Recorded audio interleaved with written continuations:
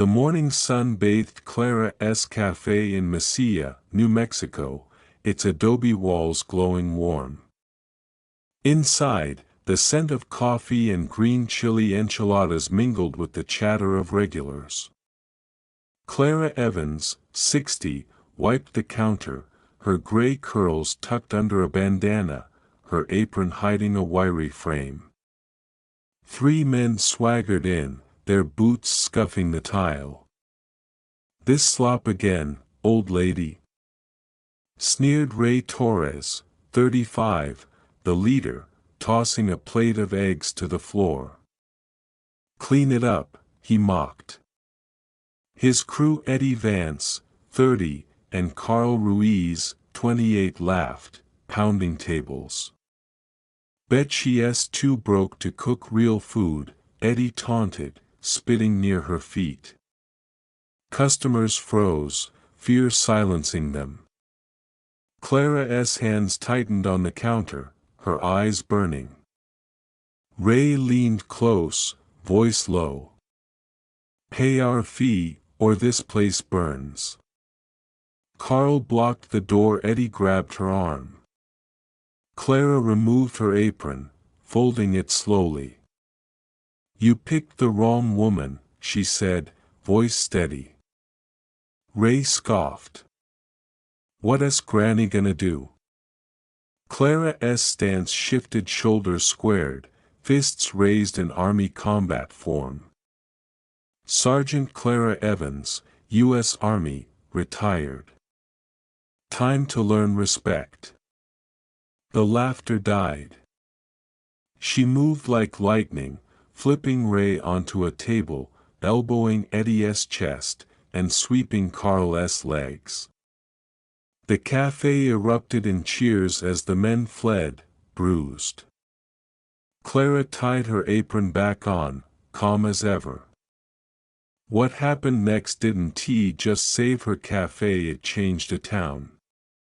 Drop a comment. Have you seen courage shut down cruelty? Hit that like button, subscribe, and join Sofia Stories for tales of triumph. Let us dive in. 2 days earlier, Clara Evans locked her cafe, her brass dog tag engraved Sergeant Evans, 1990-2010 tucked under her shirt. A black woman who served 20 years in the Army, she led logistics in Iraq, earning a Bronze Star for saving her unit during an ambush. After retiring, she opened Clara's Café, pouring her pension into a community hub. Her daughter, Lena, 35, a nurse, urged her to rest, but Clara lived for Messiah's locals. "This place is home," she'd say. The dog tag, a gift from her late husband, anchored her. Lately, though, trouble brewed. Ray Torres and his crew demanded protection fees, shaking down businesses. Ex-posts hinted at their racket, but fear kept the town silent. Lena texted, "Mom, be careful. Those guys hit the bakery last week." Clara replied, "I've faced worse than bullies." The cafe bustled that morning, serving truckers and families. Ray's crew entered at 10 a.m., their taunts slicing through the hum. "This food's trash," Ray sneered, smashing a plate. Eddie spat. Carl blocked the exit. Customers, like elderly Rosa Delgado, 70, and young mechanic Jamal Reed, 25, looked on, tense. "Pay up, or we're back," Ray threatened, grabbing Clara's arm. Her calm unnerved them. "Last chance," she said, removing her apron. As Ray laughed, Clara's military training kicked in. She flipped him onto a table, its wood cracking. Eddie lunged. She sidestepped, elbowing his ribs. Carl charged. She swept his legs, sending him crashing. The fight lasted 30 seconds. The crew scrambled out, Ray's lip bleeding. #Messiah Hero trended, 15,000 views. Customers cheered, Rosa saluted. "You're a warrior, Clara."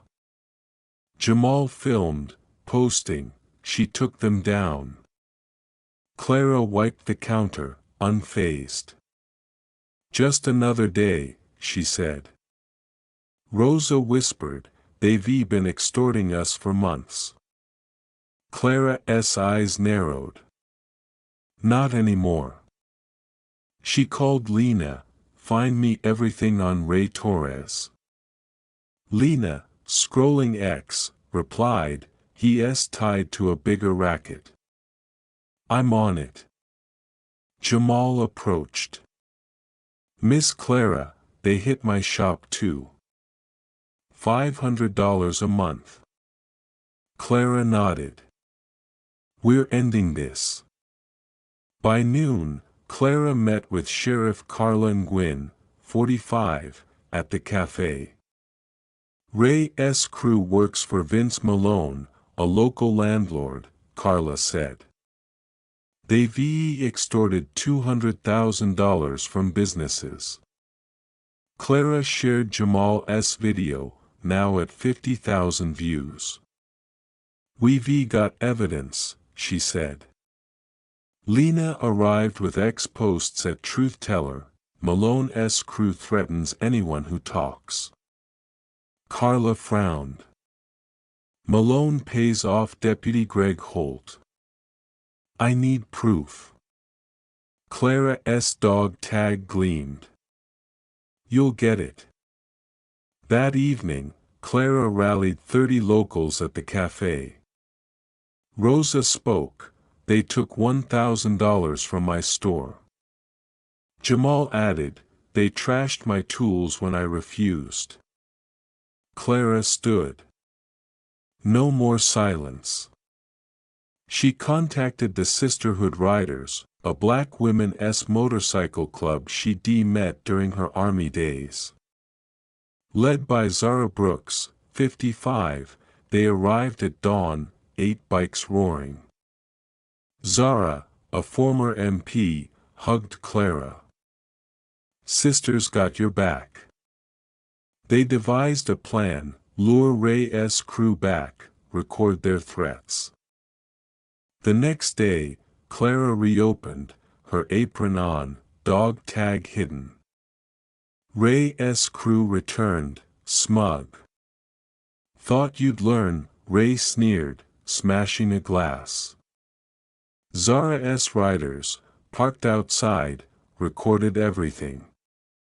Clara faced Ray. "Your game's over."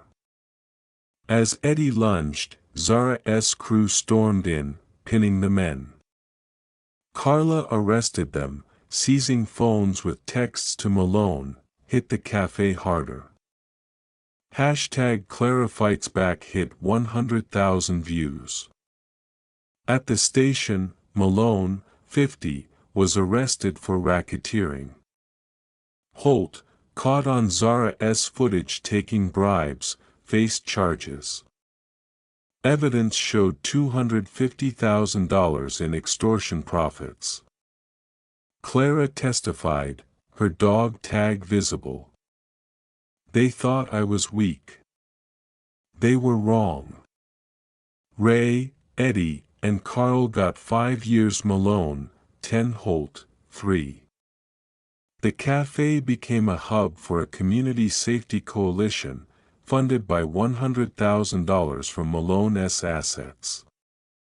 Clara launched a youth self-defense program, teaching kids like Jamal's nephew, Marcus, 14, to stand tall.